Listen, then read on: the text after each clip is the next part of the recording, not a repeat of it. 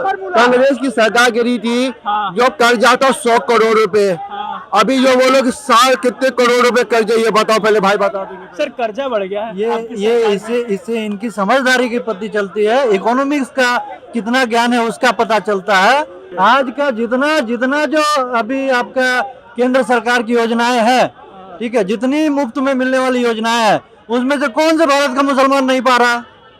आप बताओ, भारत का मुसलमान कौन सा नहीं उठा रहा? आप बोल रहे हैं कि जातिवाद हम क्या करो, सब तो पा ही रहा है, सबको मिलेगा ही, लेकिन अब बोलने दो भाई, पाने के बाद भी वोट नहीं देगा। जिस जातिवाद ये देश की जनता जानती है कौन करता है। आज जो जातिवाद वो कर रहा है, जो जाति करवा रहा है, जो जातिवाद कौन कर रहा है, बिल्कुल, अरे विपक्ष करा रहा है सारा। वो क्या है, ये खेलना नीतीश बाबू है उसमें, अभी और जगह भी चल रहा है, मैं वो क्या ही खेल रहा है उस गठबंधन में, सारे विपक्ष है उसमें। तो बस जातिवाद वही तो करा रहा है जो जाति जनगणना करा रहा है। एक जाति जनगणना जब भी हुई थी, जब देश के बंटवारे करे थे रामखोरों ने, लेकिन जब इतने अच्छे थे तो फिर एक सीट के लिए उनकी सरकार क्यों गिरा दी गई? और 2005 में उनको फिर जब सारा कुछ करने के बाद उनको क्यों हरा दिया गया?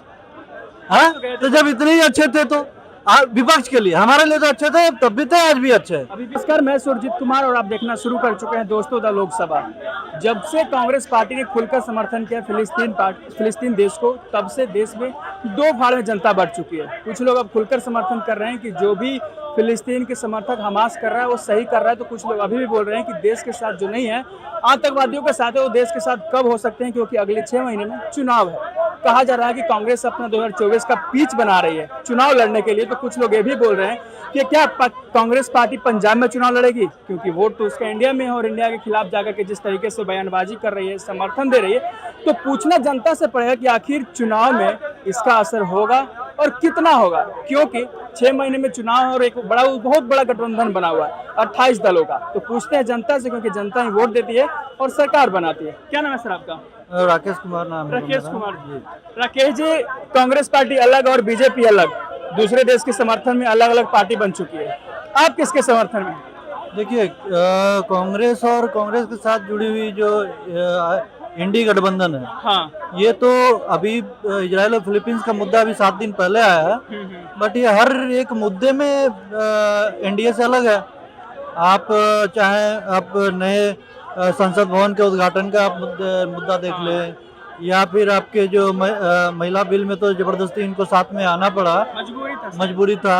आप अभी ये जो आपका G20 जो हुआ, उसमें भी इनके एनडीए और बीजेपी से अलग ही राय रहे हैं। ये किसी मुद्दे पे ऐसा नहीं है कि ये साथ में है।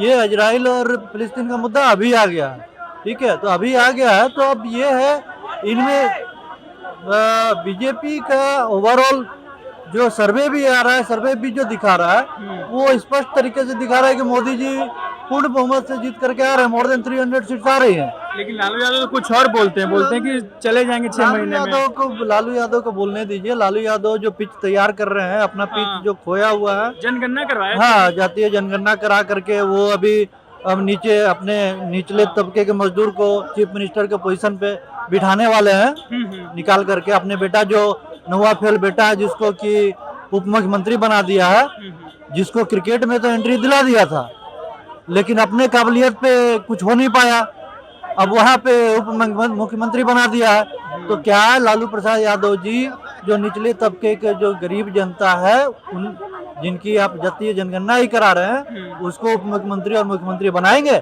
ये स्पष्ट करें एक बात।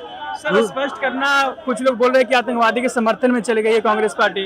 आतंकवादी के समर्थन में तो ऑलवेज रही है, हमेशा से रही है, नहीं कब रही है, ठीक है, आतंकवादियों के समर्थन में ये। अच्छा, दूसरी बात ये है, अब मुसलमान का वोट, एक चंक मुसलमान का वोट है, मुसलमान का वोट कौन ज्यादा से ज्यादा ले सके, इसकी होड़ है। अच्छा, इसकी होड़ मची हुई है, ठीक है सर आपके हिसाब से? ये देखिए, मुसलमान बीजेपी को वोट हार्डली 2 से 3% दे देगा, ये बहुत है। आप प्रीवियस स्टडी भी करके देख ले, इलेक्शन के डेटा को उठा करके देख ले, तो पास्ट में मुसलमानों ने वोट दिया है बीजेपी को, ऐसा नहीं है। अच्छा, ठीक है, ये उसी जगह पे जहाँ पे बीजेपी को जो पार्टी हरा रही होगी, बीजेपी को जो पार्टी हरा रही होगी, उसको ही वो एक मुश्त होकर के वोट डालेंगे। जो हार रही होगी उसी को वोट देंगे, जो बीजेपी को हराएगी। क्यों सर, ऐसा क्यों करती है मतलब मुसलमान देश के इस तरह का वोट क्यों देते हैं? मतलब देखिए, हम लंबा नहीं बोलते हैं, हम शॉर्ट में बोलेंगे। अभी क्षेत्र जैसे एक नेता है मुसलमान का, हैदराबाद से एक सांसद है, आप जानते हो ओवैसी जी है, ये उनको मोहरा बनाते हैं हर जगह। ये हर जगह चुनाव होगा, ये उसको 10-20 सीट पर में उम्मीदवार को खड़ा कर देंगे। इनका काम है मुस्लिम का वोट इंडिया गठबंधन की तरफ नहीं जाए। भले इनका कैंडिडेट जीते भाई नहीं जीते, लेकिन इंडिया गठबंधन हार जाए, इसी के लिए ओवैसी को रखे हुए हैं।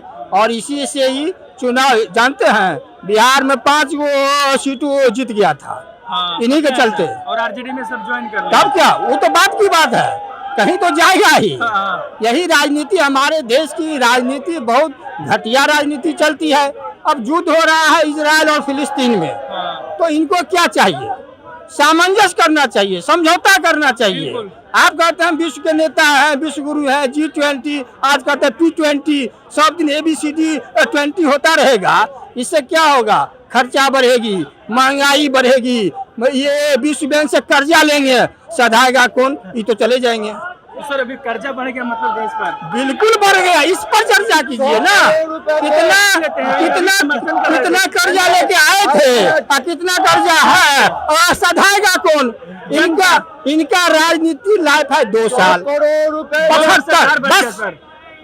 सरकार बनना तो बता है ना, सरकार बनना। कांग्रेस की सरकार गिरी थी, जो कर्जा था 100 करोड़ रुपए।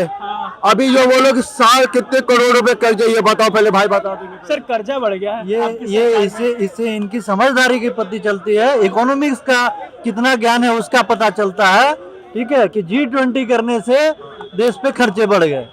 G20 करने से बेशक आपके समझ में नहीं आएगा G20 से क्या हुआ, और G20 से एक सेकंड सर, और G20 से किस प्रकार ग्लोबल एरेना पे इंडिया का पकड़ मौजूद हुआ है, G20 से आने वाले फ्यूचर में किस प्रकार से भारत में इन्वेस्टमेंट आएगी। इसके अलावा जातिवाद की भी बात कर रहे थे कि हिंदू मुस्लिम करती है बीजेपी। नहीं, हिंदू मुस्लिम करने की आवश्यकता नहीं। एक मिनट सर, आज का जितना जो अभी आपका केंद्र सरकार की योजनाएं हैं, ठीक है, जितनी मुफ्त में मिलने वाली योजनाएं हैं, उसमें से कौन से भारत का मुसलमान नहीं पा रहा? आप बताओ, भारत का मुसलमान कौन सा नहीं पा रहा? आप बोल रहे हैं कि जातिवाद हम क्या करो, सब तो पा ही रहा है, सबको मिलेगा ही, लेकिन अब बोलने दो भाई। पाने के बाद भी वोट नहीं देगा। जिस कहा वोट देगा, अपना वोट हमको जिसको मन कर देंगे। हम वोट हमारा है जी, जबरदस्ती लोगे क्या? हमको तुम बोला था कि 2 करोड़ साल में रोजगार देंगे, महंगाई कम करेंगे, भ्रष्टाचार खत्म करेंगे, किया था कुछ नहीं, तो वोट कौन सी देंगे? सर योजना का लाभ तो ले रहे हैं सर। हमको लाभ चाहिए कि रोजगार चाहिए? कैसा मूर्ख वाला बात करती है आप। अरे बेरोजगार को रोजगार चाहिए, लोगों में कब तक चलेंगे ये बताओ? कुछ नहीं चाहिए। अगर 2 करोड़ फ्री में क्या मिला आपको सर मोदी सरकार में? अरे हमको क्या मिला वो छोड़िए ना, जो जिसको नहीं मिला वो बेवकूफ है लेने वाला। तो एगो ID पर में 40 गो हेल्थ कार्ड का फायदा ले रहा है। इसी देश में एक ID पास में 55 गो राशन कार्ड है। भैया कहने का मतलब ये है कि जातिवाद करते बात सुनो, जातिवाद ये देश की जनता जानती है कौन करता है। आज जो जातिवाद वो कर रहा है, जो जाति करवा रहा है, जो जातिवाद कौन कर रहा है? बिल्कुल, अरे विपक्ष करा रहा है सारा।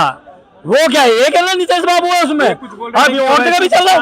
मैं वो क्या ही खेल रहा है उस गठबंधन में, सारे विपक्ष है उसमें। तो बस जातिवाद वही तो करा रहा है जो जाति जनगणना करा रहा है। एक जाति जनगणना जब भी हुई थी, जब देश के बंटवारे करे थे रामखोरों ने, उसके बाद में आज हो रही, आज जनता के बंटवारे कर रहे। क्या जनता बड़ा बड़ा बंटवारा कर देगी? यही पड़ गया है, एक ID कार्ड पे 4 जनता। सुन तो लो, जनता जानती है भाई साहब, सुन तो लो, मैं भी जनता ही हूँ भाई, मैं भी वोट देता हूँ। मैं कब मना कर रहा हूँ? मैं जनता नहीं, मैं कौन सा मिनिस्टर हूँ? तो मैं ये कहना चाहता हूँ कि जनता जानती है। अगर आज विपक्ष एक हमारे जैसे आतंकवाद संगठन का सपोर्ट में कर रहा है और समर्थन कर रहा है, तो वो जनता का भविष्य क्या संवारेगा? अरे 24 का मैदान आतंकवाद से बनेगा, ये भारत की जनता से बनेगा। ये आतंकवादी बनाया गया, हमास का आतंकवादी आके वोट डालेंगे इनको, आतंकवादी वोट डालेंगे इसको।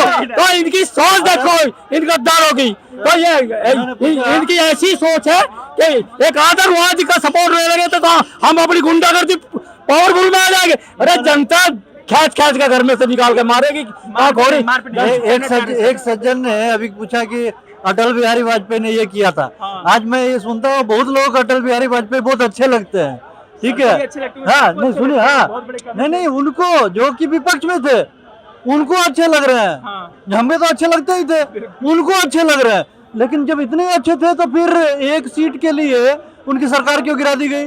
और 2005 में उनको फिर जब सारा कुछ करने के बाद उनको क्यों हरा दिया गया?